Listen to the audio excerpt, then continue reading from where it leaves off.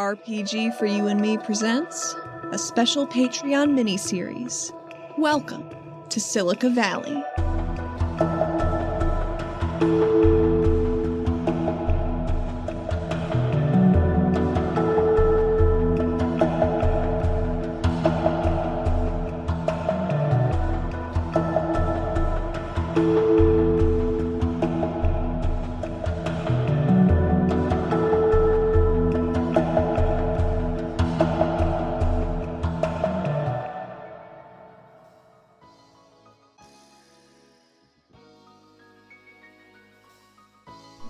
Okay, so you ended last session with you guys taking refuge again in the Sitter Scent, preparing yourselves over the course of several days to venture down into the canyon proper, into the Cobalt Tier. Oh, we got that map, too? Mm-hmm. Yep, you got the map from Shez. I don't have a fun name for it, but I'm sure we can think up something. Thank goodness he's good for something. Mm-hmm. Yeah, so you guys are here in the remnants of the Cobalt Coast, which is a dilapidated town next to a massive Grand Canyon-style ravine where the Cobalt Tier once was, which was a large inland lake. It's a sea of broken buildings, run-down, overgrown pavement and concrete, destroyed and overturned vehicles, with one large road that leads down into the ravine itself, over which hangs a faint green mist. For the town's architecture, is it kind of like a beach town, how some of the houses that are on, like, the shoreline have docks that go out to nothing now? Ooh, that's really cool. I like that a lot. You can have a Benny for that cool description. Already? Yeah, why not? Oh, what a gift. Yeah. Can I have a pony? Yeah. There you go. Yeah, I think that's really cool. And there probably aren't too many of them, or they at least concentrated here. You know, if it goes the whole way around the lake, then you can probably see them going off into the distance. Maybe retroactively, that's where the bandits were set up. You know, near one of those houses, but it's okay. It's past. We're past that. We're past. It's okay. It's Ray's cool like, oh, it's like at our camp. So we see the massive ravine as the camera pans. There are dozens of waterfalls that create, you know, the fine mist settling over the valley itself. With a hue of that light green. We see the main structure of the Sit or Scent, which is a sign that says Visitor Center with some of the letters having fallen away. The air is moist and salty being this close. You know, occasional small plumes of smoke, but those are certainly less now that you've eradicated the bandits up here. Was it a salt lake? Like a tiny sea? I think so. Oh, cool. It's kind of what I imagined. Without, you know, having to know the science behind whether it's appropriate for the environment. Listen, maybe the quarry made the water super salty. And see, that's, perfect science fantasy answer. Why not? We have established quarry salt in the main campaign. Yeah, no, it's legit. I'm not bucking against it. Yeah, there's, Salt Lake City. Yeah. The Great Salt Lake. Dang, you right. Well, I mean, that's where my head was going, because I figure this area is, in my head, it's much like Utah. You know, there's a lot of canyons, ravines, vast expanses of open land between them, but very colorful. I would love to take a road trip and just see more landscape. And we shall do that sometime. Hey, could I make a survival roll to see if I can make this Cavaldis rapier that we were talking about a while back? The Sky Ray. Yes, absolutely. Can I make it basically, while I was waiting for her to heal up, I could have crafted this. Ooh. Yeah, I think that's perfect. Yeah. Go ahead and make your survival roll. Had you already started and accumulated some of the successes towards that? No, I haven't. I don't think we've done any of that. I just slaughtered it, wrapped it up, and set it to the side. And we're traveling, so I hadn't messed with it yet. Gotcha. What are you trying to make out of it? A rapier. Oh. Yeah, we talked about basically it would I could charge it with PowerPoints, and then it would from my PowerPoint pool, and that would give it a stun effect. Kind of like Artificer. Yeah. Yeah, that's I think really that's perfect. cool. So yeah, you can charge it to add the stun effect to hit. Do you want it to be when you hit with an attack, or do you just want to be able to cast the stun power with it? When I hit with an attack. Okay, then yeah, I think that's really cool. Yeah, basically once it makes contact, it'll boom. It just automatically drains it out. I think that makes sense. That's a fair trade-off to me, is instead of rolling against a static number, you still have to hit them with your attack, so... Yeah. That's cool. Yeah. Okay. So yeah, go ahead and make your survival roll. I got a 1 and a 2, so I'm going to spend a Benny. Okay. Oh, I got a 2 and a 1 again. Oh, no. I'm going to spend a Benny. I got a 4. Nice. Is that including your +1 from your survival knife? No, so that's a 5. Yes. I would be willing to accept the +1 if you tell me how. It doesn't matter, obviously, mechanically. Oh, I mean, you could use a survival knife, cut the leather that I use for the handle, the grip, maybe carve some of the material away. You know, Survival just using knife has it. a whetstone on it. It might have a whetstone in the butt, where you unscrew the bottom cap and pull stuff out. It's got Okay. a whetstone. Yeah. Nice. So, visually, are there any specific beats you want to hit with how it appears when you're holding it? I like the idea of it being like stark white, and maybe it's got like reverse serrations in it, coming down it. The crossguard is carved out bone, and then it's wrapped with the Skyray leather on the handle. Awesome. Yeah, so over the course of several days, you're able to hone and refine this weapon. So it will use the attributes for the rapier, which is, I think, a strength plus d4 weapon that also gives you a +1 to your parry, and then it has the stun effect on hit if you're charging it with your power points. Yeah. I think we said it takes an action to charge it. Okay, yeah. That sounds appropriate still. Good job, past us. Hell yeah. Boop, boop, boop, boop. Nice. Is there anything specific that Sia would like to do over the course of these days as she is recovering? You know what? I think she's practicing hand-to-hand combat to facilitate her advance, which I took sweep for. Ooh, Because right. she got the big tail for hitting stuff. I'm gonna hit so many people all at once. Nice. That's the plan anyway. Heck yeah. Who are you practicing with? Maybe she's practicing with Set, like with his new rapier. Ooh, Or you could okay. be practicing with Ray. And Shez. She wants to hit that kid so hard. You see this curvature of the earth giving her garbage healing goop. Listen, I can't help that you crit failed. We get a couple shots of Sia and Set practicing. Is there any particular way that you are learning to use your sweep ability? In terms of like forms or styles or...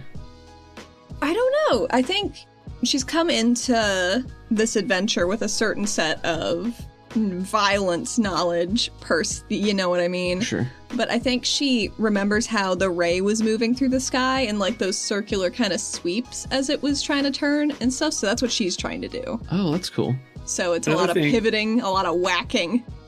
Maybe you're also kind of figuring out the angle of the barb on your tail so that you can catch it in a slashing motion instead of a straight piercing motion. Nice. That's pretty cool. So it's a lot of it's like a hook precision. almost. Yeah. Yeah. Yeah. It's like Roadhog, but attached to Get me. over here. And I would guess during this training session where I'm trying to avoid her sweeping attacks, that would also, my fundamental agility will improve that one step that I needed to. Nice. Very cool. I like that a lot. Friends helping each other. In the background, as you guys are sparring, we get a number of shots of Ray Bruiser as he goes about helping with manual labor around the Sitter Scent, just lifting parcels, moving them here, there, pulling things by rope, pack animal style items. But he will occasionally be seated watching you guys fight. Maybe he even steps in to be your punching bag occasionally. You know, wielding his great hammer and using his own long reach to keep you at bay. We'll see. Yeah. Maybe there's a shot on like an evening where the sun's setting and we just see a quietly plopping coin purse on like the railing of the balcony just to appreciate the sunset with her. Aw. Holding on to him, making real tight, making sure he's all good. Blinks blearily in the sunlight. Questioningly up to you. It's a view. Well, what is your next move? Shez does his best to help you guys feel at home over the next couple of days, but, mostly stays out of your way, does a lot of sitting around, not accomplishing too terribly much. I do have a question. Mm-hmm. What does it seem like he does? Anything? He keeps an eye on what's going on. He does a lot of sitting around and not doing anything. So he's a delegator. He's a merchant. But that's probably fair. Yeah, he's a merchant. So there are occasionally, strangers that pass through who have things. They go in to hawk or trade with him. That's what he spends a lot of his time doing when the opportunity is available. Probably you guys can glean that they have a network of contacts that pass through here to barter items or trade or, give them food drops, that type of stuff, so that they can hold on to this position. She's got her eye on him. Cloud hair motherfucker. So distrusting. She's having some trust issues. As you and Coin Purser enjoying the view, he pokes his head out the back. His fluffy white hair getting tousled in the breeze, and he says, "Oh, hey, yeah, don't get too close, because you can always fall in. That'd be bad." There's a railing. Oh, I know. So I'm just saying, the fact that there is a railing should tell you that it's dangerous, and you should continue to be careful. I will not lean on it. Thank you, Shays. Okay, well, don't deprive yourself of the joys of taking a load off. Thank you, Shays. Okay, have a good one. And I'll just duck back in. She clears off into the sunset. You're not sure if it's because it's bright or if she has such distaste for this. Days pass. You are both healed back to your 0 wounds, because I think we handled all that at the end of the last session. Yes. Mm-hmm. So whenever you are ready to proceed forward, we can do that. Some great narration. Did you like that? I did. Oh, yeah. Very narrative. Quite narrative. Such great. Time passes. Time Things passes. The sun rises and sets. The night sky and the dew forms. Yeah. I like this very robotic narration. Yeah. Narration made by an AI. It's been forced to watch movies. It's using text-to-speech narration. Text-to-speech. Narration. Commencing. Love it. Thespian bot 4.0. Bravo. Bravo. Encore. Bravo. Yeah, I guess then we'll get a shot in the morning of them loading up. Dawn's breaking and Set's just dusting stuff off, putting it in and securing it down. And could we see if we could retrofit a turret into the back of the truck? Ooh, that's a cool idea. Nice. I mean, you know where the turrets would be, so I would say that would, and this can take place during those several days. Probably a repair roll would make the most sense, right? To just be able to affix it. Also, maybe that other larger SUV vehicle that was here might have had one like in the bed of the truck as well. Okay. So, yeah, we're kind of trying to turn this into a tactical truck. Definitely. Since there's 3 of us, we might as well have a gunner. Good plan. Makes sense. However you guys would like to approach that, I think there would be a primary, to make the repair roll, but other people could also assist with that. Ooh, could Set assist by pulling the sand out while she's working on it? Sure, if that's how he'd like to contribute. Yeah, I could do an essence roll. Sounds good. Helping. Does Ray lift it into place? Oh, yeah, you could make a roll for Ray. What's his holding things stat? His strength is a D10. Damn! His athletics, I think, is probably a D8. So, since this is a skill challenge, he'd probably use his athletics. He's not a wild card, so it would just be a D8. It's a 1. Nope. God damn you bastards. Well. So I went to roll my essence, and I was like, oh, I rolled a 9. Wait, not on my D8. I rolled a D10. Uh-oh. So I got a 5 on my wild die and a 3 on my D8. Okay. So Set will be able to give you a +1 to your repair roll. Unfortunately, Ray does not help with this in particular. He doesn't hurt you. Actually, roll me a D6. It's not... 2. Okay, so it's not a crit fail. Thank goodness. Okay, I'll roll my +1 repair. Do so. I see That's a 1. 5. Okay, good. I saw a 1. I did too. Oh my. Okay, so success. I'm not gonna, make it more elaborate than that, but I think over the course of several days, you have time to work on this, so you can probably get, the turret up itself. The main portions of it that would need to be fixed would be like the swivel axis. Mm-hmm. So maybe I'm doing the description. Perhaps you should. Oh no, you're fine. Okay. I think we get a couple shots of her towards the beginning, like shaking her little spot welder tool to make sure, like, to get the last of the juice into the motor for it, whatever the fuck that's called, the combustion. What is it on a welder? I don't know. A welding machine would generally use, you can have oxyacetylene or it's an electrical charge to create plasma. Oxyacetylene probably wouldn't be used for this. It's actually more likely that we would bolt this into the bed. Like where the bed itself is affixed to the frame, you'd back those bolts out and then put the turret on those same bolts and just bolt it down that way. Yeah. That makes sense to me. That's cool, yeah. So we just see her doing a lot of bolting. A lot of... No. A lot of screw driving, gimbling it around, seeing how easy it goes. Maybe some legally non-actionable WD-40. All right, let me pull penetrating up solution. Yeah. Let me pull up the vehicle chart. Because basically, vehicles have a number of free slots that you can put stuff into. At least if we use the Sci-Fi Companion version of it. Yeah, there's on page 82 of the Suede, it has vehicle notes as well, and one of them's a turret. It's at the last one on the page. Oh, I see. The weapon on the weapon turret is has a turret and has a 360-degree arc of fire. And we picked up the turrets from the bandit camp, right? Yeah, that's what I was implying. Yeah.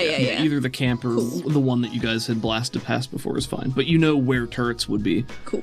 Yeah, I think that's fine. I don't see a narrative reason to get into the nitty-gritty of like how much cargo space you guys have at this time, because it isn't really important right now, but it will take up some amount of space in the back.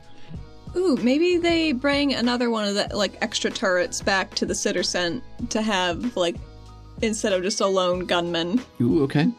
That's cool. Looking at the vehicular weapons, they got a medium machine gun, heavy flamethrower. That's on page 80 where they're talking about that. Yeah, I see that here. I'd say it's probably just the medium machine gun for simplicity. Mm-hmm. Yeah. Let's see here. I think when I was using the stats, I was using the machine gun stats on 75. I think I was using the Browning automatic. Mm-hmm. But it doesn't ultimately matter that much. So yeah, we'll just use that. As part of that same repair roll, that can also cover you bringing the other one back to get a turret installed for the outpost itself. Cool.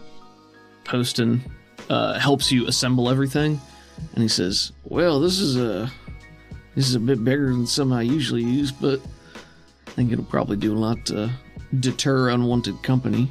That's what we were thinking. Gives you a nod of approval as he starts to examine the weapon itself for functionality. Could it be stabilized? It has stabilizer on page 82. Yeah, I think that's also fine. Okay. So stabilizer reduces the unstable platform to a -1 from a -2, so it absorbs some of that kickback. It's not like an enormous minigun or anything like that. You know, it fits comfortably in the back seat. You can probably swivel it or even like just detach it as well. It's probably a mount to a Browning rifle, basically. Yeah. So somebody could even take the Browning off and carry it with them. It would just be a heavy machine gun that is a bulky weapon. Nice. Somewhat unwieldy on its own as well. But yeah, I think that's very cool. Ray is up there testing out the pivoting angle and just swiveling it around and seeing how it works for him. And it reaches down. You guys have an adjustable height to it, so you can make sure that whomever is using it has the best angle for themselves. We just hear it cranking like as he raises it out of frame. Just slowly go as you guys are sparring back and forth, and we just hear the click click slowly going up in the back frame. It's like, hey, I think I've almost got it. Is it usable? Yeah, I mean, nice. It's always been usable. I just meant after it doesn't matter. She's felt a little less sure about her repair abilities since good old Sparky.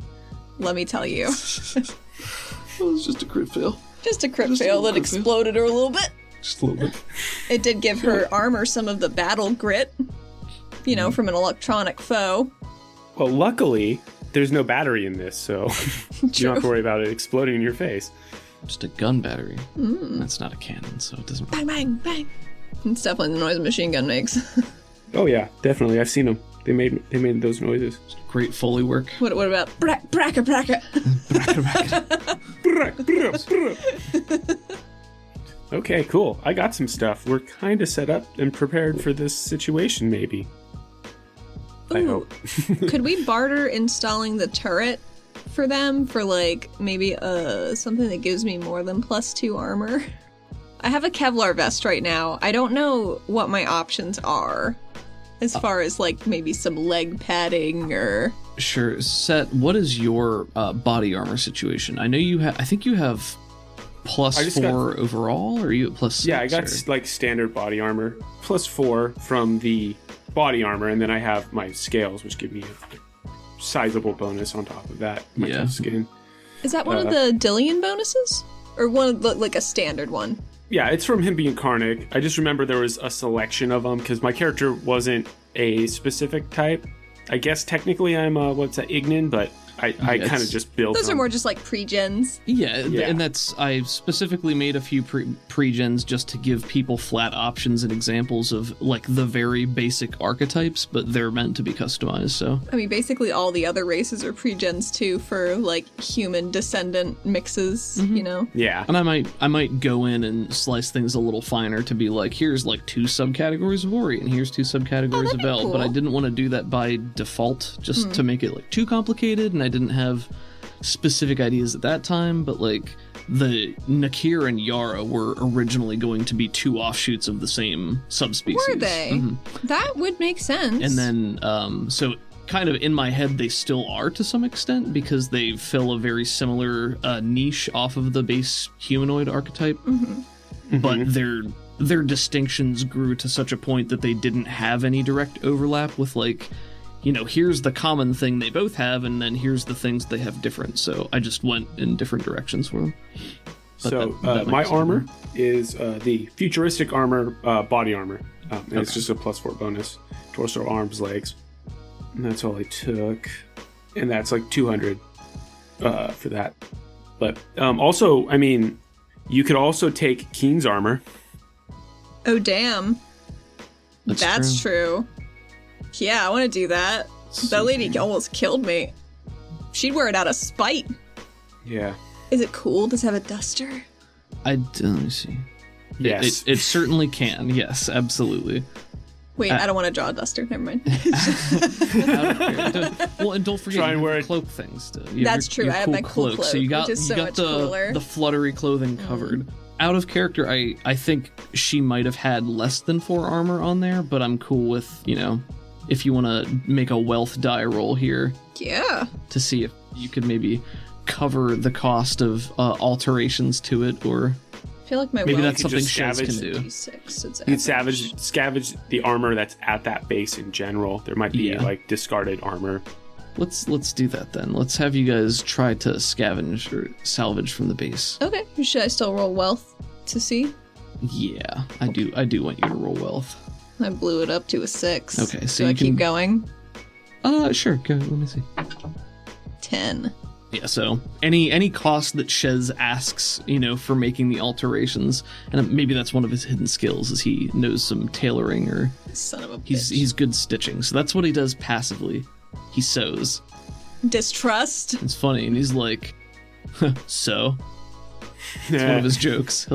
He'll be sewing, and he'll say that when you come talk to him, and then think he's really funny. And Fucking guy. Do you want to try and get maybe a ballistic shield or a riot shield? Ooh. I don't know how much she would use a shield if she's punching stuff.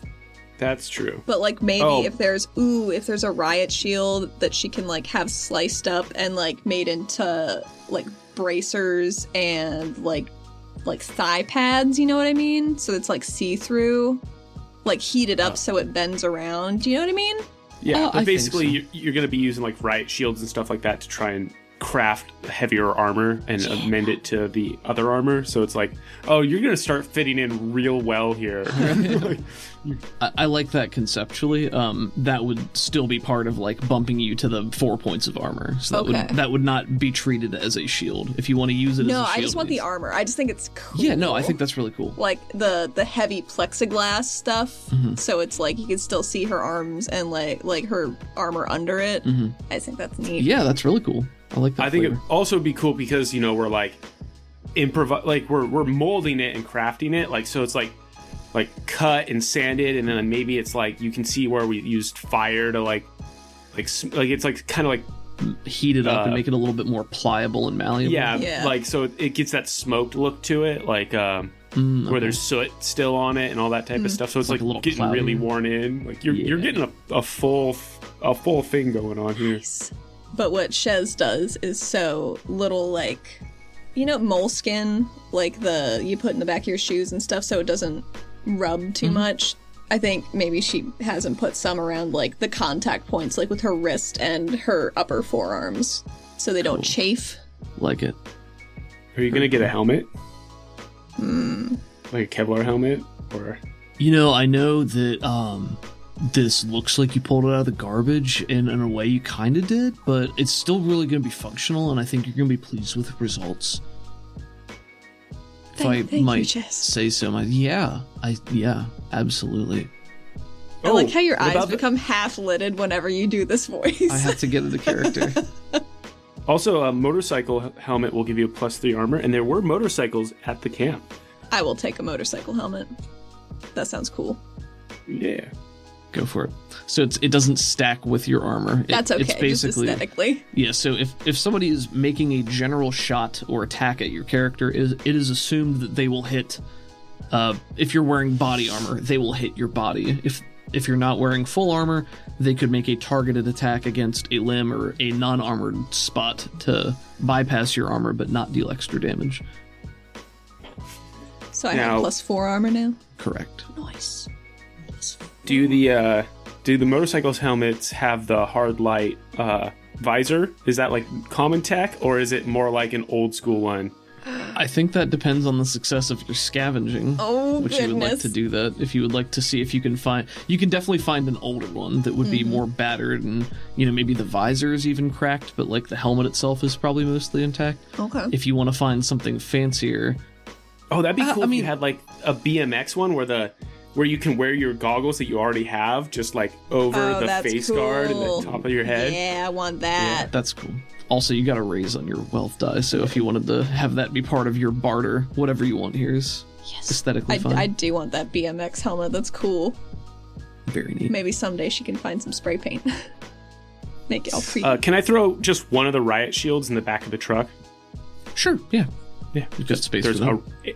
There's a riot shield. You never know when it might come in handy. Are greaves? Greaves are for legs, right? Mm-hmm. The leaves are your shin guards, and then what's the upper one called? They were, I don't know. It was in like Morrowind where they would label that part. I know what you're talking about, but I can't remember the word either. I want to say it started with a T, but I don't think that's right. Causes? I don't even know how to pronounce this word. Oh, creases. Creases? Coasis. It's like the French word for thigh. Well, then you gotta say it with an accent. Coasis. Coasis. But, yeah. I'm writing down thigh greaves. Thigh greaves. Yeah. And I still don't wear armor on my head because I got spiky head. I mean, your head is basically armor. Yeah, I've got scale armor on it, so... Oh my gosh, can you imagine Coin Purse with a little tactical vest? I would lose it. I mean... Shez might be willing to make one. Oh my god, he sews! Should we have him make Coin Purse a little outfit? Have you seen that one where they have the Chihuahua with a tactical vest on? No. Hey, Pickle. Yep. We're having Shez make Coin Purse an outfit. Oh my god. Just so you know. This is a gift. I've never done anything quite like this before. It's kind of like making doll clothes. Less fabric, though. Yeah, I guess it's true. Can it be flexible so when she like makes him long and then squat? You see the problem. It's a squash and stretch. Gotcha. So you're looking for like spandex or Maybe. Do you have any? what do you guys want mechanically out of this outfit that I've missed? I don't think there's any mechanics involved. It's just like giving him a Molly vest. Can it be like a little biker vest? I'm gonna lose it. Like puppy cat. Yeah. Yeah, he can be like, yeah, I got some fabrics, I got some stuff I can slice up for you. Nice. Stitch together. Could have little studs on it. I found some pretty funny pictures of, if you Google Chihuahua tactical vest, there's plenty of them. What I'm hearing now is you want some sort of adapter so the coin purse can be the one shooting the gun. Obviously. a little mini turret seat. We know he's an actual Karnak, just very small. He's a very small Karnak. Size -3 Karnak or something. He's so small. So small. I think the smallest size they really quantify as like an individual creature is like a size -3, and it's like a cat or something. Oh yeah. Yeah, that's what. Yeah. Isn't that how small you got Boreas? I think we went smaller than that. We went smaller than we were supposed -4. to. Very small. So the size table on page 179, there's a -4, and it's for a crow or a mouse or a rat. It's under 4 that's what I was pounds. saying, because we went to that for Boreas, but technically the growth shrink power only goes to size -3. So we went smaller than we were supposed to, but I call shenanigans. So. Yeah, I think as a setting rule, we can get as small as we want. Sure. We're gonna Ant-Man you through atoms. He's like, I don't like this. Right. You're gonna enter the quantum realm. You guys speak with Shez. He agrees to, over the course of several days, make a small outfit of your choice for coin purse. You've got the machine gun bolted, or the mount bolted into the back of the Jeep. You've got the gun itself. You've got your new armor for Sia. Your new and improved honed skills. No wounds. Mm-hmm. Yes. Did I miss anything? I don't think so. And we got a map. And you have a map, yes. Could you guys make me a notice roll? And this is just for, like, over the course of the days you're there. Yeah, sure. I'm very good at noticing things with my D4. I'm slightly better with my D6. Nice. I'll Benny this once. Okay. I got a 4. Nice, nice. Ooh. An 8. An 8, okay.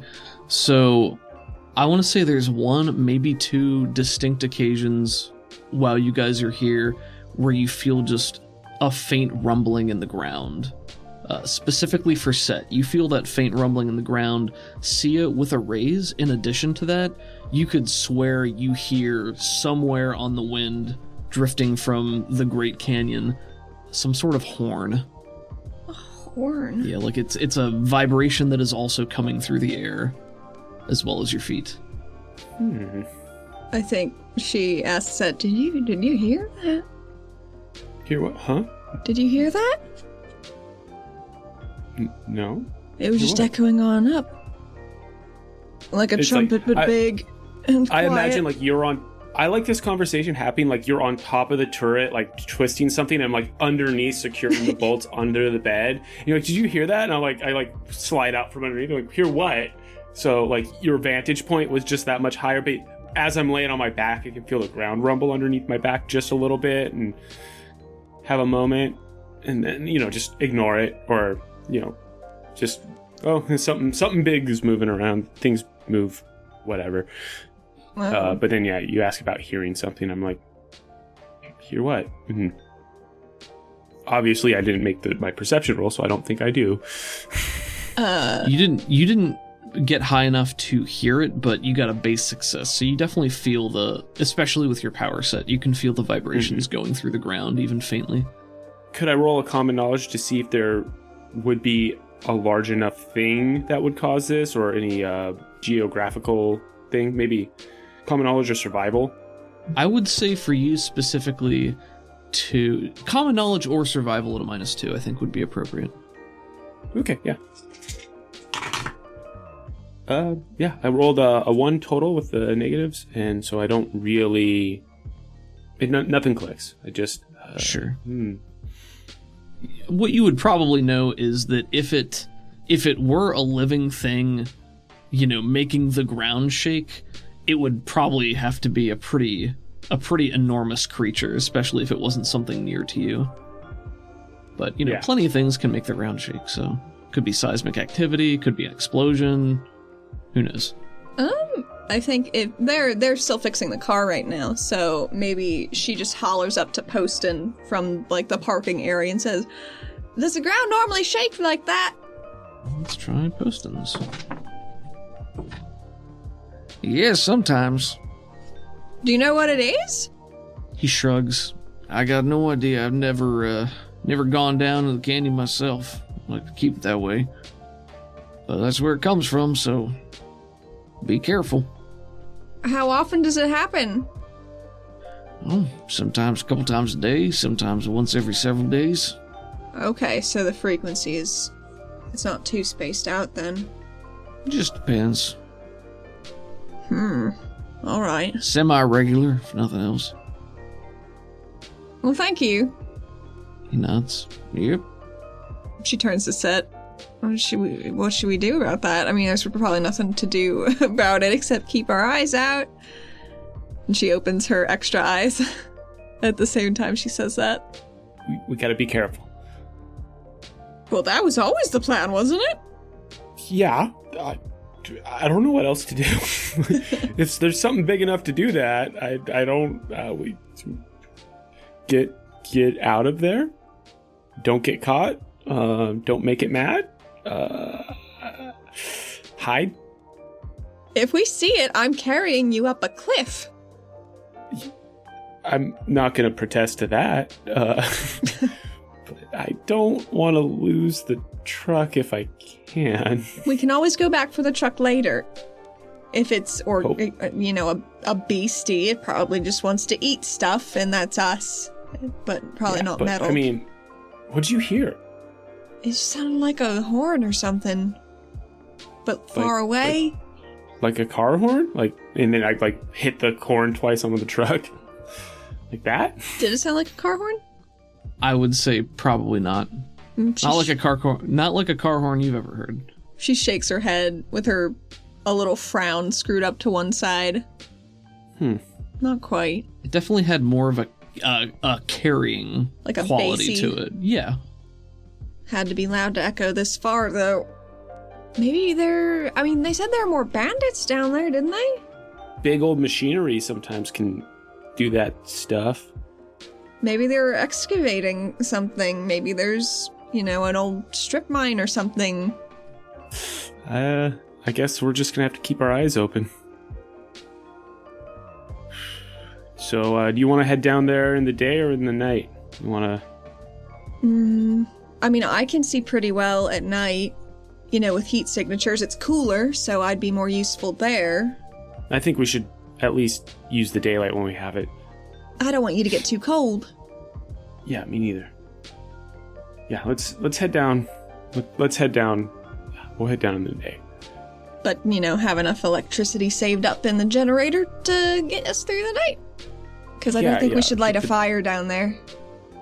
Unless it's in a cave. Well, we're just gonna have to figure this out, I guess.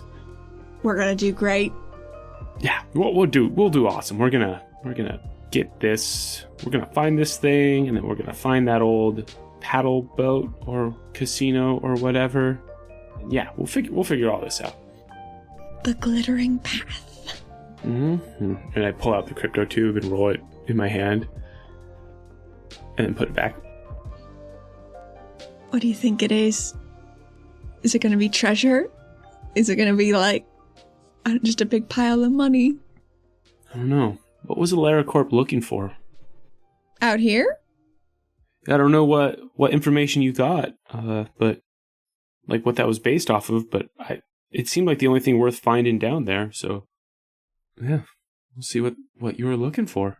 I think it's probably just a scatter shot looking for resources. This might be one.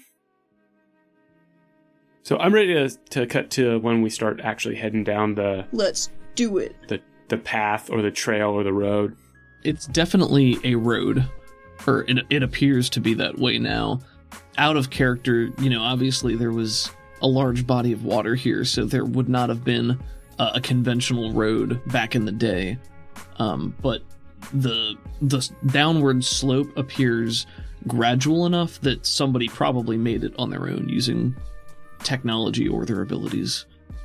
What I'll say is, as you begin to take the slope down, looking around, the elevation of the rocks and outcroppings is wildly inconsistent, especially at the front.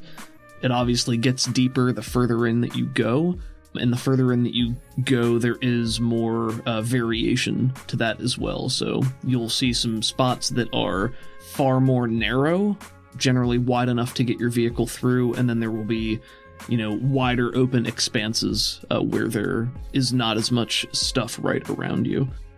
Are these like the red rocks? You know what I mean? Like the very red-orange?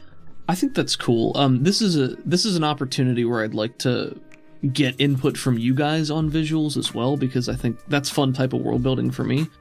The baseline visual archetype is Grand Canyon. It's deep, it's wide. Yeah. There's a lot of space down there with a lot of rocky spires that are just jutting up through this slightly green mist.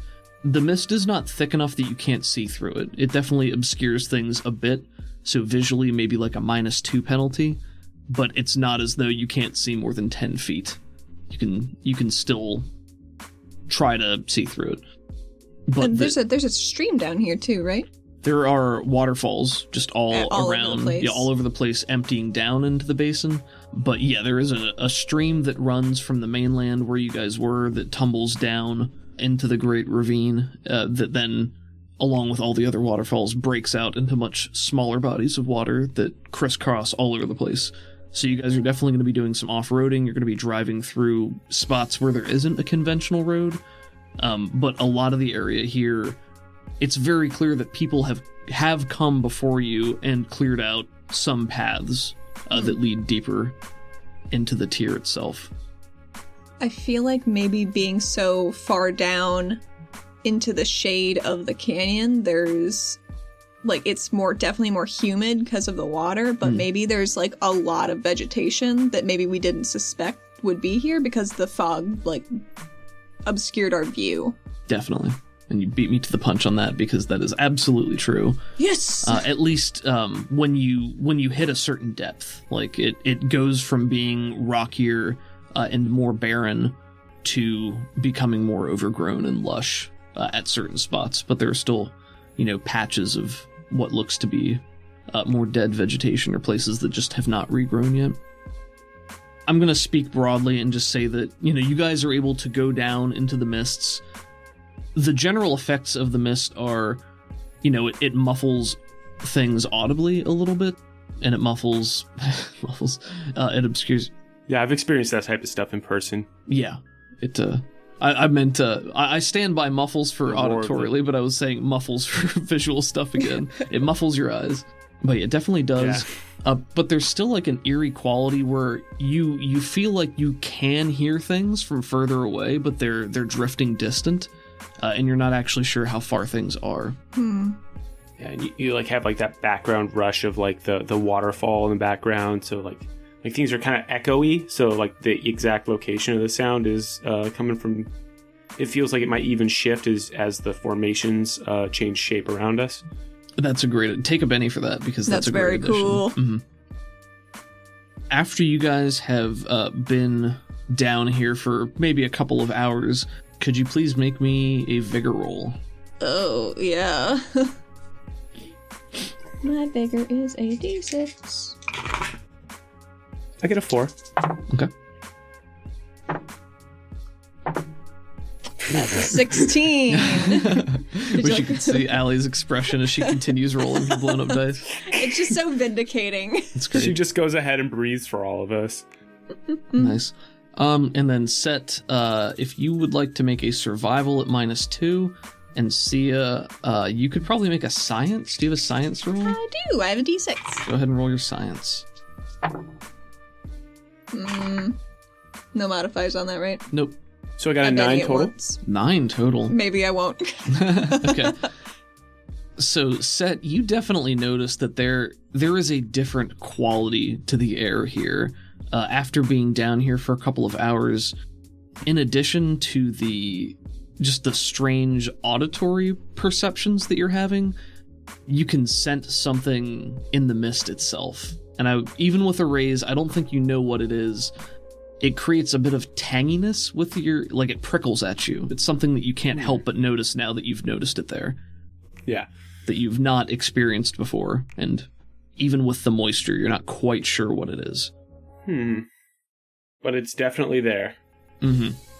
Like, is the tinginess or the prickliness, like, in my lungs or on my skin or, like, around my eyes?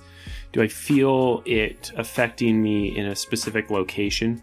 I think anywhere that you would have, like, open contact with the mist. So probably your eyes to some extent, your nostrils and mouth, wherever you're inhaling, would be where it's predominantly centered.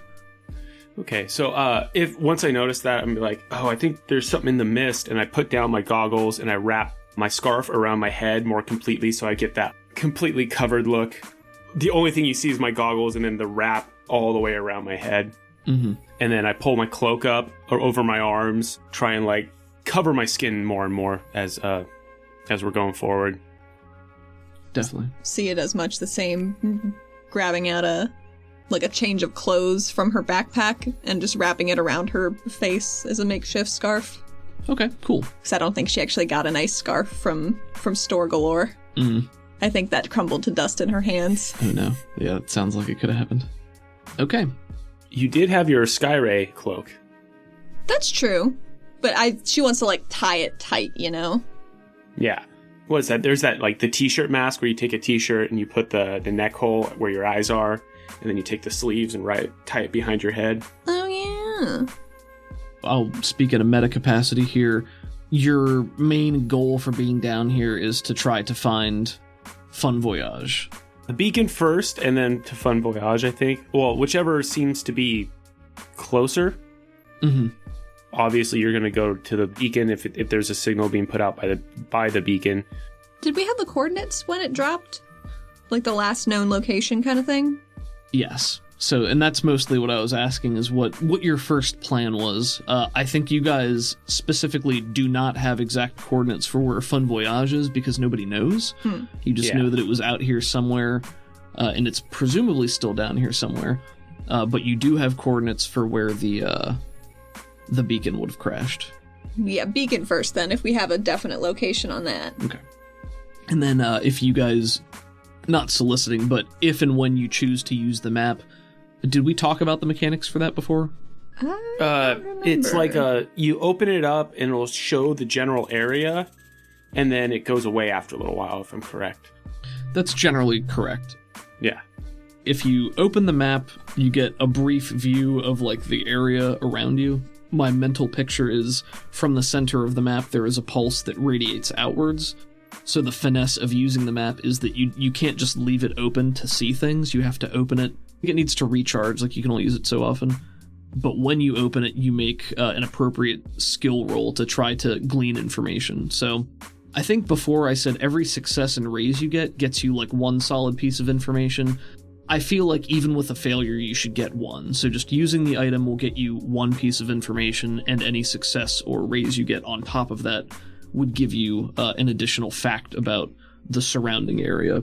So as an example, you can be as broad or specific with it as you want. So if you're like, I want to see if there are humanoid creatures or something, you could try to make a roll for that. Or you could say, I want to see if there's any out of the ordinary structures or something like that. So it just comes down to how you want to utilize it. That sounds cool. Yeah. So if you guys are going towards the beacon, you definitely have bearings, based on the coordinates that you were given, so you can move in that general direction. We're looking for the coordinates. We have a relative idea where that is, but yeah, I guess, do you guys want to use it right now? That's up to you. You do have if you guys are going towards the coordinates for where the beacon went down, then like you have a direction to move in for that. So if you would like to use the map, you can, but obviously you don't have to. Yeah, I'm gonna see if there's any humanoids in the area. Okay. Survival or notice at -2. Okay, well, survival would be my go-to. And I get a 4. A 4 is a success.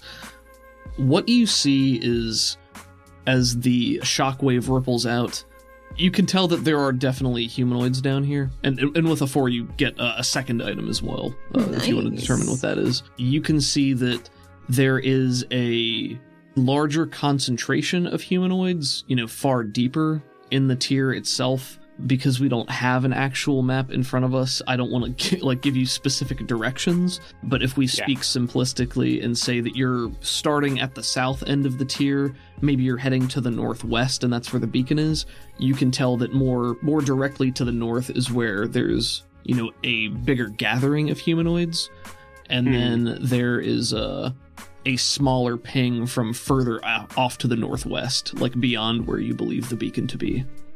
Mm-hmm. So that covers 1, and then you got a success, so you get a second piece of information as well. So the first piece of information, how close was that to the coordinates to the large group? Which coordinates? The coordinates for the beacon, yeah. Not very. So there's a pretty sizable gap between where the beacon coordinates are and where that large group is stationed further in the tier. But then that more soul humanoid ping is closer to the beacon than the group is. Yeah. Would a good second piece of info be if there are any obstacles that would prevent the Jeep from getting to the coordinates we have? Like trying to get a gauge on like a trail? Is that what you mean? I think so. Like if you're going to have to abandon the vehicle? Yeah, if we're going to have to hoof it at some point. I would say that from what you can tell, when the pulse goes out, there are a couple of distinct roads that wind their way around the tier and deeper into it, so that for most major channels, if you look hard enough, you can find a way to take the vehicle. And very specifically, for heading towards the beacon right now, there's nothing that's going to get in your way for that. Cool, yeah. So it's basically a straight shot there. And I can add some additional information onto that later based on where you guys end up geographically. So I'll kind of allow that question to roll forward based on what you would have seen at this point in time. Cool. That maybe it's not important right now, but could be later. Mysterious. I just like to speak broadly. Are you guys doing anything else specific or just still making your way to the beacon? I continue towards the beacon. That's number 1 priority at the moment. So there isn't a large group towards us. No one's like kind of in between the path that we saw. So then we'll just continue that way. More time passes. You guys have probably been down here the better portion of the day. It's probably mid to late afternoon, getting towards evening. Almost harder to tell how time passes down here. You can tell that there's brightness coming from above, but you can't always even pinpoint where exactly the sun would be in the sky at any given time. So it's sort of like the light is filtering down through the mists, but also like pretty indirect ambient light. Exactly, yeah, indirect ambient light. But there's some god rays though. Yeah. Oh yes. Occasionally. It's gonna make our CPU fucking shrug. But just as commonly, there are just these dark crags of rock jutting up from the bottom, large shelves that, act like sheer cliff faces, so there will be times where you guys are going through basically a small channel with very little room to maneuver before it breaks out into open air again, and all the while we can hear the echoing mists of the waterfalls. Is the water down here like that mist, like the opaque, like sky blue kind of water?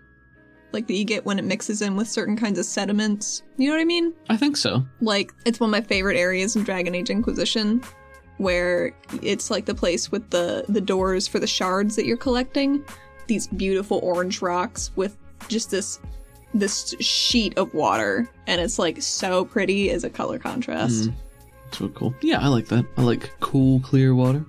Oh, well, it's the opposite of clear water. Less clear water. Cool, murky water. Murky water, yes. Sorry, Marty Robbins. Marty Robbins. Time passes. You arrive at the general vicinity of the coordinates. This is an open area, I don't have exact dimensions for you, but there are no enormous outcroppings that sort of break your line of sight, so it is more of an open field. The lush vegetation does not seem to stretch to here. Everything that you see is more brittle, it's dark, maybe just dead old vegetation, jutting out at harsh angles, sort of crumpled in on itself at harsh angles as well, just, 45 degrees, more like that.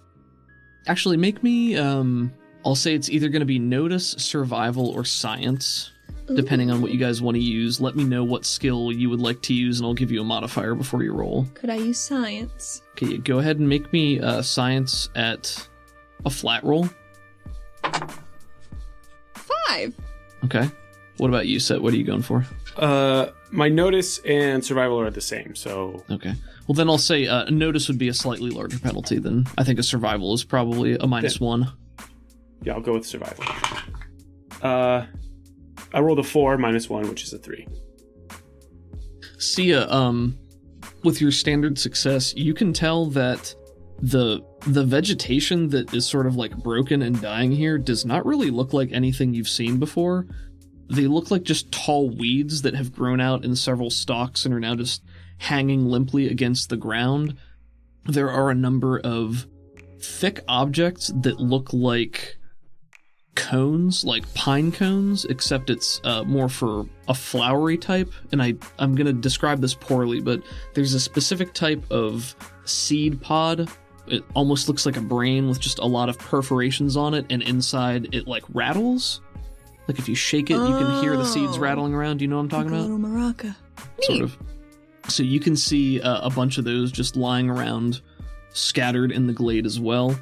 And yeah, it's just covering this area like debris, but far off at the edge of the clearing, probably closer to the only rock wall near the cliffs here, you can see wreckage of some sort. Sia puts a hand out as they're all getting out of the truck. And she says, "Don't go near those plants. It's not the same as what we were going past, and there's really no reason for it to have changed." What do the plants do? Like, are they poisonous, or do they do something? Oh, I don't know. They're just different. Oh. Enough that I noticed. I'm not a botanist. But generally when animals are a little different in closer quarters, it means they've adapted to do something we don't like. Okay. And as the Jeep, comes to a halt and you guys are sitting here, there's just a very faint breeze that rustles through the glade, and you can see, the dead trimmings of the plants sort of rustling and bobbing like grass, but you do not hear any animal noises around here. You do hear a slight rattling as some of those seed pods tremble against the ground. I don't like this. Maracas on the wind. I bet they sound like rattlesnakes, though. Why don't you launch a slingstone over there and see what happens? Oh, what if something wakes up? Well, then we're in a good position to get out of here if we need to. I mean, I could just...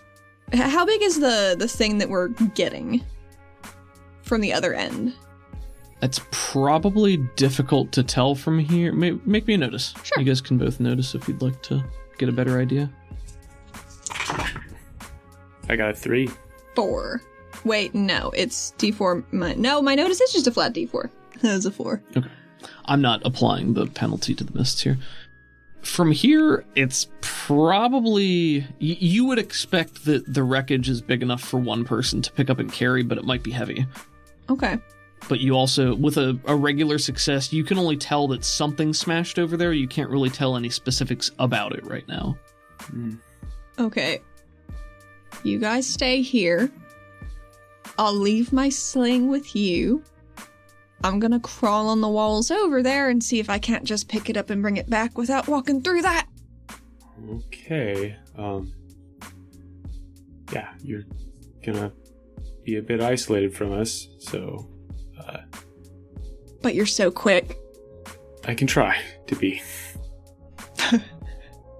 Unless you want to come, I can carry you with me, but then you'd have to walk, because I can't carry 2 things. Yeah, so, I'd rather go from this side to that side than the other way around, because we have resources over here. That's fair. Yeah. All right, here I go. She just, at a run, launches herself up onto the canyon wall and starts picking her way over. Like pickaxes almost with her back legs. Sure. Just creeping. Okay, so Set is remaining by the vehicle. Yeah, but I'm going to take my shotgun and pull out the 2 shells in it and then put in the 2 shells of sizzle shot. Ooh. Nice. Okay, Just cool. in case. I mean, if these are dead grass, that would catch like a motherfucker. Gotcha.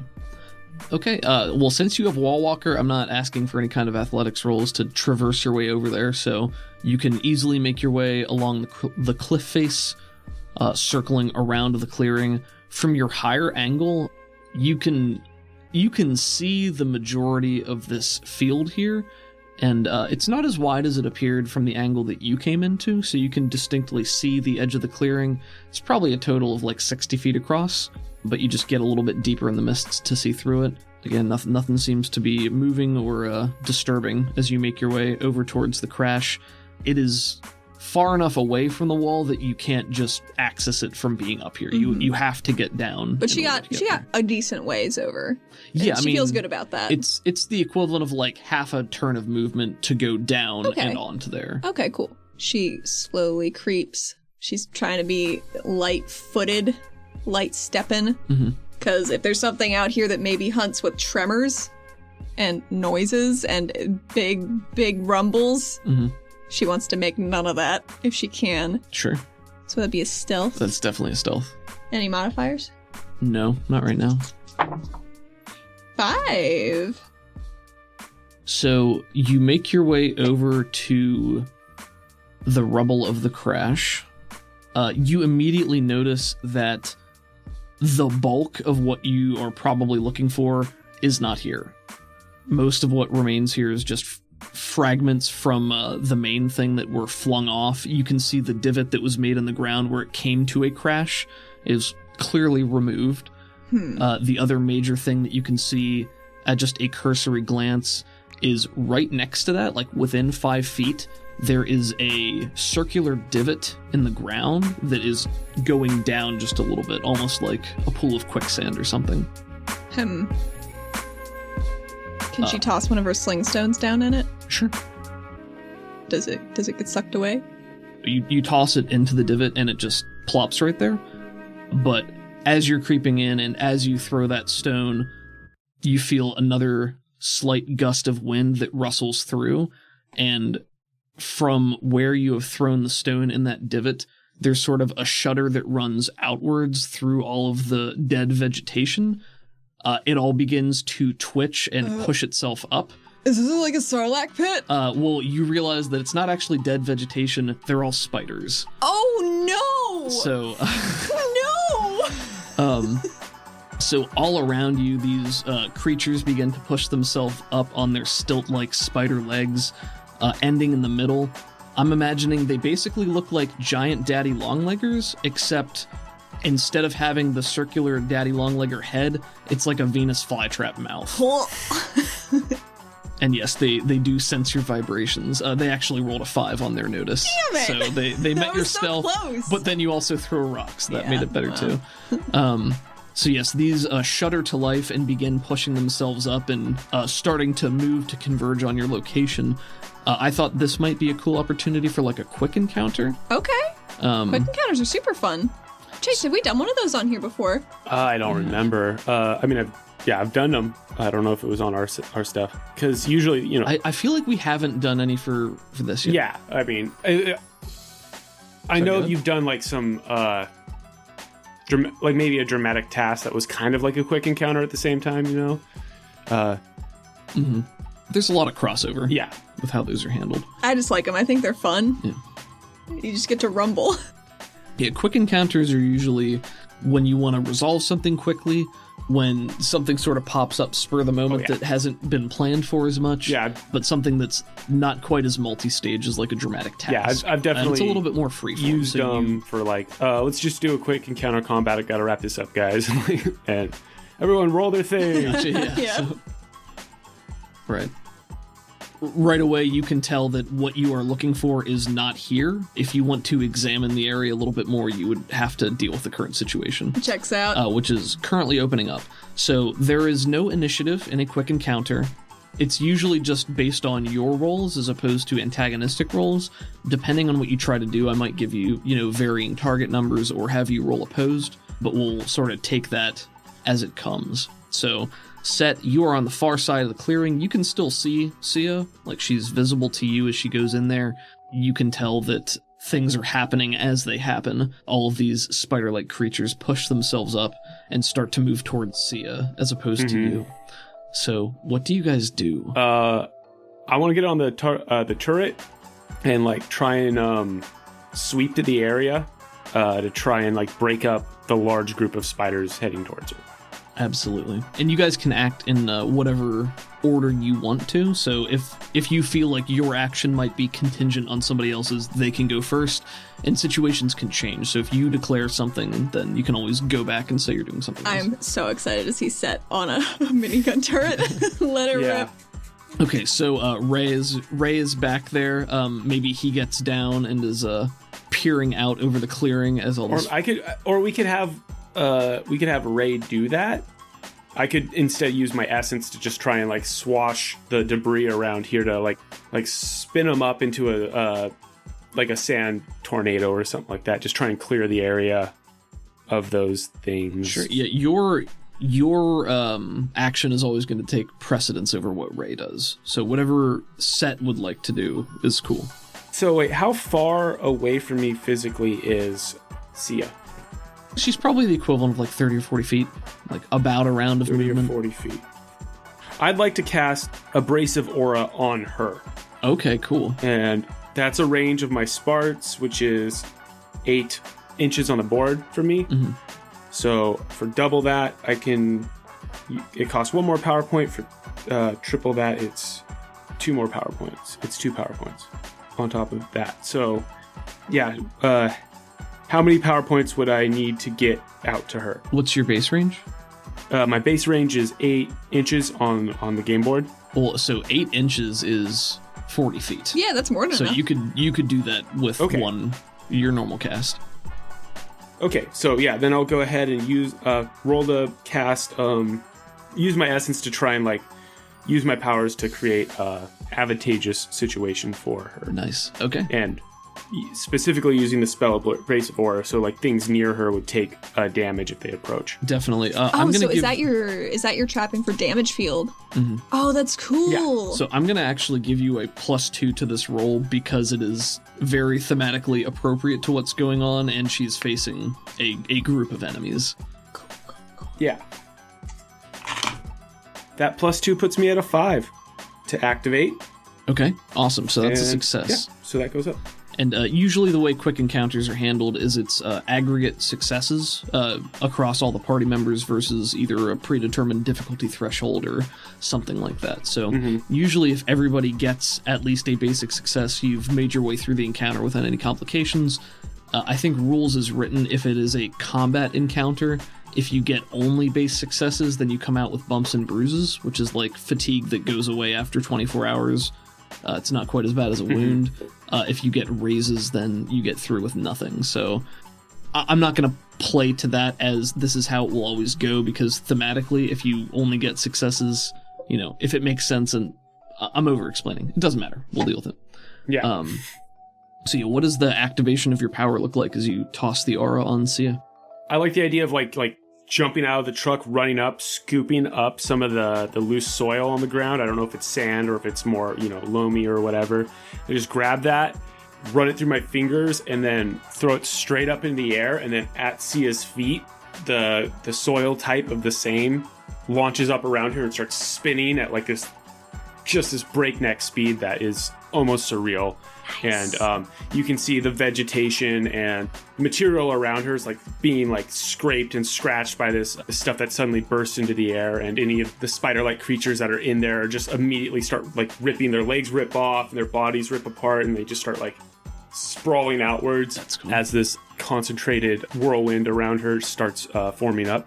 I love that. That's so cool. The size of these creatures is quite varied. So the smaller ones are probably the size of like a dog or a cat. The bigger ones are closer to person, but maybe not even quite that like big. a deer, maybe? Yeah, something like that. So there is a range. Did you know that daddy longlegs would be one of the most venomous spiders if they were bigger? Or if they were capable of biting us, yeah. Well, I think they can bite. It just doesn't. It doesn't break the skin because their teeth are so tiny. Yeah. I've heard that that's an old wives' tale, and then I've heard that that's actually true. So I don't know what the actual factual verification on it is. At us. Don't. Don't at us. Don't tell us the truth. We can Google.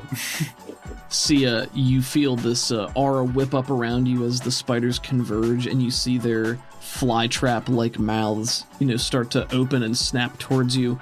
I think you see a lot of the abrasions start to get into their mouths as they're going to snap you, so they start snapping preemptively because they feel the pressure triggering against their maws, which is creating even further confusion and buying you a lot of defensive posturing. She sees these spiders coming up, and the sand whips up around her, and she's just like, no, and just starts twirling around to whack them with her tail. She does not want to actually touch these things with her hands. Okay, so you're going to use fighting. Yes. Because of how you just described it and the fact that you took sweep, I think that's also a +2 to this, given that you're fighting a group of enemies. Well, normally my sweep, it's not advanced sweep. So it would be -2 to hit multiples. Gotcha. Well, because this is thematically a quick encounter and not a specific combat situation, I'm going to say it still gets the +2. Thanks, Peckle. And fighting, sorry, that's a +3 for me. Oh my, yeah.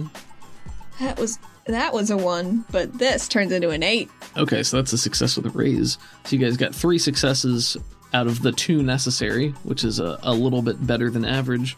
So I'm going to say, I don't want to give you fatigue for 24 hours. Thank you. So I think you guys cleared that pretty easily. You want to give me a description of your tail wagging? I feel like she's kind of stepping in a way that could be similar to a housewife seeing a mouse in like the 50s up on us, just tippy-toeing, and it's just frantically like whacking. Tom and Jerry. Yes, like a Tom and Jerry. And she's just like, oh, no. She's turning around and I think she whacks one so hard its head joint pops off. Oh yeah, that would not be very difficult for you to do. I don't think so. They seem fragile. They're quite brittle. Yeah, I mean, they're spiders. Spiders are... Well, I guess if a spider was much larger, it would probably have heavier exoskeleton armor, but these do not. So these are brittle spiders. Between the two of you, you can certainly handle it. If you direct Ray to do something, he will. Otherwise, I think you guys... He's not going to start pouring bullets into a group that he can't see through, right? Right. So there's now a whirlwind around C, and she's spinning, and there's too many enemies, so if left to his own devices, he's going to choose to not shoot the machine gun at her, because, love interest. Yeah, I'm going to not instruct him to do that either, because that's a waste of bullets. Probably picks up his sledge and starts going to work. Well, I'll roll a fight. Oh, it blew up an 8. Oh my. Into a 5. He got a 13. You guys cleared without him. But he is not happy about Sia being in there on his own, so he starts wading in and just smashing these spiders to pieces with his great maul. I have a question. Yep. Well, it's more of an adventure card than a question. Is it love interest again? It's not. Yeah, I double play love interest on Ray to free him from this woman. He swoons. This adventure card is Angry Mob. A mob of angry locals, 2 per hero, join the fight. Whether they are friend or foe depends on the situation. The text is Burn the Witch. Oh my gosh, can I see that? This is a new one. I've never seen this before. So Angry Mob. A mob of angry locals, about 2 per hero, join the fight. Whether they are friendly or foe depends on the situation. Hate to tell you that they will not be friendly. Are you sure? Yes. Didn't Shez follow us down? He did not. What a coward. Well, he didn't play love interest, so what's he gonna do? Right. I'm sorry, Chase. As you guys are clearing your way through the remnants of these spiders, when it becomes clear that they're not going to be overcome you, any remnants that have survived this onslaught just scatter. You see them climb up and away on the walls, or just disappear off into the mist, and then there's just the broken bodies of the dismantled ones around you. And as things are starting to settle, and you're able to You guys have a moment here to examine the site if that's what you would like to do. Sia gives her companions a terse nod. Terse, focused. And she's gonna look more at this scrap heap and see if there's anything she can salvage off of it, like some extra screws or any components that wouldn't be common. I forgot one detail. As things got a little bit more heated during that combat, those cones that I had mentioned earlier, you note that some of them on the ground started to rattle with the increased vibrations and movement in the area, and that it started to build to a fever pitch until one of them basically exploded in a mini sonic boom. I had you guys make your rolls earlier. I think with your rolls, I can't give you any further information, but that one of them exploding leads to another one exploding, and it's just like a series of these small sonic booms that go off. That's cool, though. Nothing that's deafening, but there are pops and cracks in the mist that seem to carry more than others. Out of character, I will tell you guys that I thought the fun, hand-wavy science reason would be that for some reason these things transfer energy more easily between their atoms. So like when sound vibrations hit them, they vibrate more chaotically, and then, just sort of ping-pong off one another and create these compounding sonic booms that build to a fever pitch and then explode outwards. That's very cool. With their seed rattles. As opposed to actually being seed pods, I was going to say that they were like the heads of the spiders, that like when they die, the heads like curl in on themselves and become like these little pods that... I didn't figure out the details on that, so... Hello, Dark Souls enemy. Right, so... Didn't come up with all the details on that, but thought it might be cool. It is very cool. So, as the fight is winding down, a few of those pop off, but then silence falls for the time being. So you said you're going to examine what is left of the wreckage to try to see if there's any salvageable items? Yeah, just at a quick glance. Like, I don't think if they made that much noise... She's like, we shouldn't stay here too long, right? It's not here, by the way. It got gutted. The beacon. Is there... I wonder if there's... I'm gonna look around. Me too. And then I'm gonna roll for... I'm gonna try and see if there's tracks or anything that indicates a direction where the salvaged material was taken. Yeah, definitely. Because I imagine it's heavy. Yeah, absolutely. So Set, go ahead and make a survival. Sia, for purposes of salvage, that would be a repair or a notice, maybe at -2. I could do a repair. That'd be kinder to me.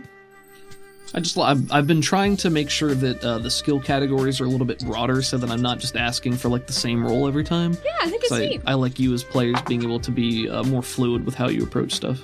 5 for repair. 5 for repair. I think what you can tell is that a lot of the good components have already been taken. Like, everything that's left here is just scrap. There's nothing useful, which is telling. Like, if somebody came here and took the thing, they obviously knew what they were looking for. Right. I got an 11 or a 12 with my survival. Yes. How does your survival life help you in this situation? It's my favorite minigame. Trying to see if I can pick up the cardinal direction from the compass in the butt, because I'm kind of disoriented from this whole area being... I don't have clear sight of the sky. It's all so strange to me. But like just like flipping the knife over and seeing if it points me towards a direction I want to go. Definitely. Or what I see on the ground and then coordinating that with the direction onto the compass. So you being over here also noticed the same divot that Sia did in the ground. Just kind of looks like a little quicksand spot with the stone that she had tossed into it. You don't see any conventional tracks on the ground, but especially with your innate sense of, dirt and particulates combined with your survival knowledge, you can tell that the disturbance in the ground actually goes beneath the ground and moves off to the north. And after following it for not too long, you find a second spot identical to the first that looks like another one of those quicksand divots to the north of the clearing. And from there, you very easily find a set of tracks that, Okay. Let's see here. There are 2 long lines of perforations in the sand, or the gravel that head off to the north. distinctly not human tracks. So something drugged this? Because they're not footprints, they're not creature prints, they're dragged lines. They're perforated line. With an 11 in survival, you can tell that there was definitely a creature of some sort here. Man, with an 11 in survival, I'm just gonna straight up tell you that you think this is some sort of arachnid or scorpion creature. Probably. Okay, something with many tiny feet that could leave a... Yeah. It takes lots of small steps, so it like kind of chops up the ground. But also not the spiders that were in this clearing. Bigger than anything you guys saw here. Because you would have just seen those tracks. Yeah. Like a giant centipede or scorpion or something like that. Something with a lot of legs. A good amount of legs, but it's not like a millipede. It's not like it's just a straight line. Like you can tell the divots are there, so there is spacing out with your very, very good survival roll. Yeah, as you guys are looking around the clearing here, you begin to hear more shouts from the distance as voices converge on your location.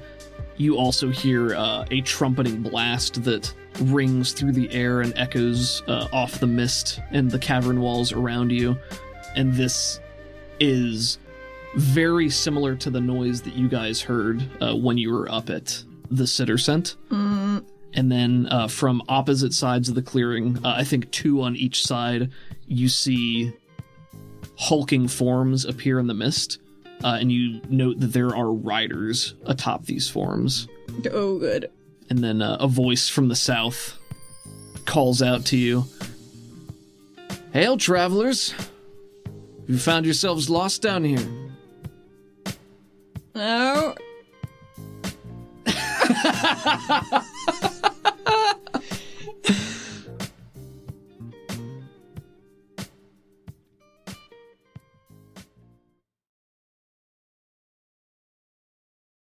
Hi, everybody.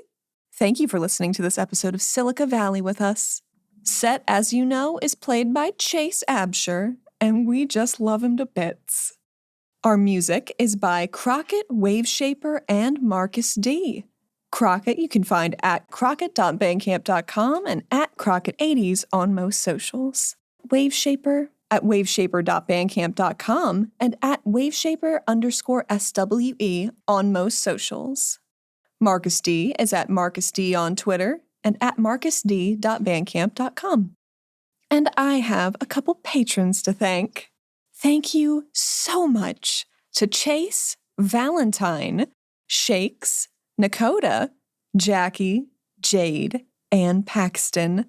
And also a big thank you to Caleb Sunstead, Zach, Ben Hatton, Gerald, Andrea, Davriel, Ellis, Zane, Nathan, Ramalak, Lexington 296, Calder, T-Pay, and Ayana. Thank you all so much. Every bit of support and feedback you give us makes it so much easier to get every new episode right to you. Thank you, especially as we are in this time of realignment. It means the world. If you would like to number among these patrons and many others, you can find us on Patreon at patreon.com/RPG for you and me. Find us at RPG for you and me on Instagram, TikTok, and Blue Sky. And I'd like to introduce our new social media manager, Mads. Follow them on Blue Sky at the link in the description. Also in the links, our show Discord. It's free to join, so come on, hang out. See you next time.